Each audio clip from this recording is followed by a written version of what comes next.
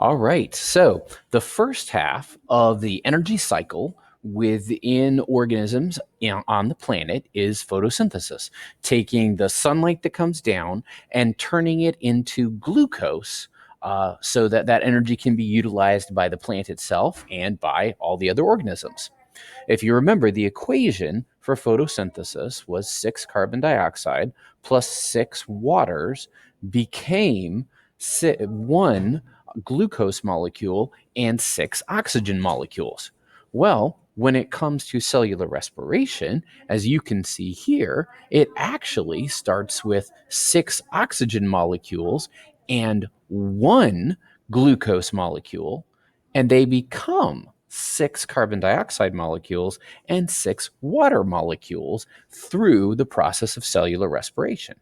This change releases the energy in the glucose so that that energy can then be used by the organism that is performing cellular respiration.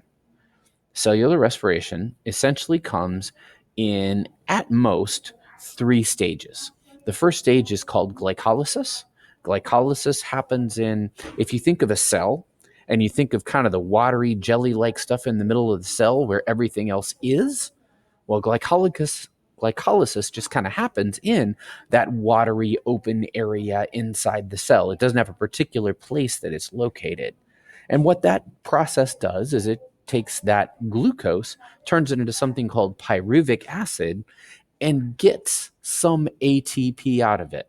Remember, ATP, as we said, is the energy used to do work in the cell.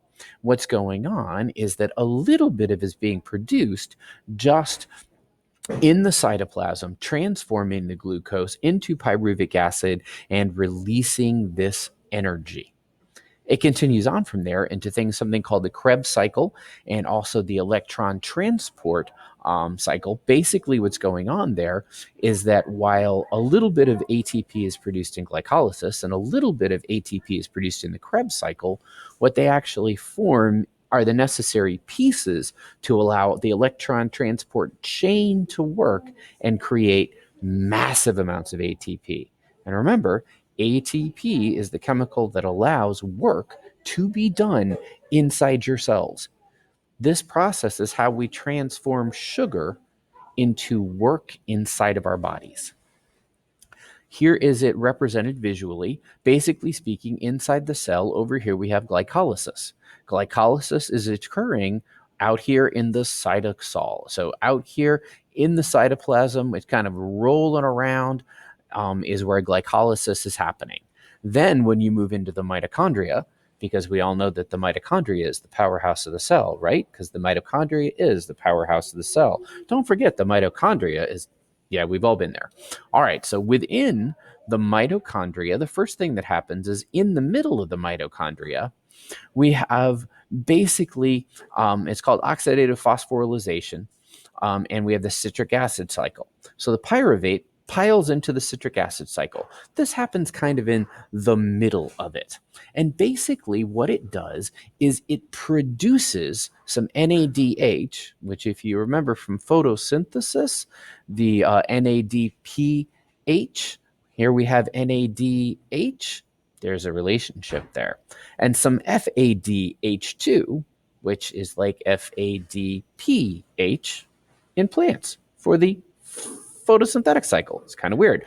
Basically, what's going on is the citric acid cycle is putting energy into NADH and FADH2 to be used in the electron chain, into the electron transport chain. That's where the work is doing that's going to make like 30 ATP. Here we make a couple ATP, or here we make a couple ATP. Here we make the ATP, ton of it. All right. First of all, cellular respiration. The thing we need to remember, the difference between glycolysis and the rest of it is oxygen. Oxygen has to be there for the Krebs cycle and the electron transport chain because you use it to transport those high energy electrons. Glycolysis does not require oxygen and happens out in the cytoplasm.